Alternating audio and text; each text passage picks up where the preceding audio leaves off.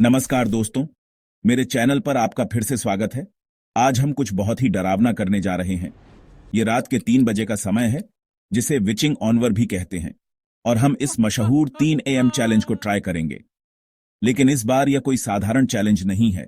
हम एक बहुत ही खतरनाक अंग्रेजी हॉरर स्टोरी के बारे में बात करेंगे, जो आपकी रीढ़ की हड्डी तक कंपकंपी पैदा कर सकती है।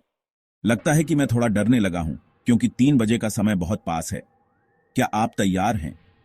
यह कहानी बिल्कुल खौफनाक है, पर अब हम रुक नहीं सकते।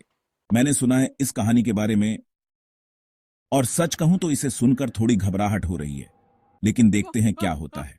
यह कहानी एक अंग्रेजी गांव की है, जो 1800 के दशक की है।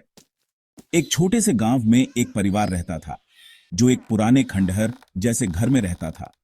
उस घर के मालिक मिस्टर सैमुएल रिचर्डसन एक अमीर व्यापारी थे, और उनकी पत्नी एलेनोर बहुत दयालु लेकिन तंत्र मंत्र में विश्वास रखने वाली महिला थीं। उनके एक बेटी भी थी, जिसका नाम एमिली था। एमिली केवल 10 साल की थी, लेकिन उसमें एक खास तोहफा था। वह आत्माओं से बात कर सकती थी। एक रात जब पूरा घर सन्नाटा था और उसकी माँ बाप सो चुके थे, एमिली अटिक की ओर चली गई। अटिक में कुछ आवाजें आ रही थीं, जैसे कोई फुसफुसा रहा हो।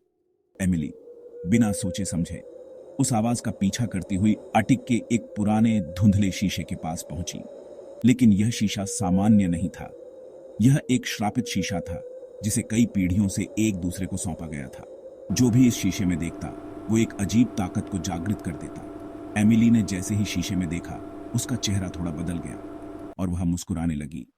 लेकिन यह उसकी मुस्कान नहीं थी, यह एक डरावनी और शरारती मुस्कान थी। एमिली घबराकर पीछे हटने लगी, लेकिन शीशे का साया उसे पकड़ने के लिए उसका हाथ पकड़ चुका था, और फिर वह साया उसे खींचते हुए शीशे के अंदर चला गया।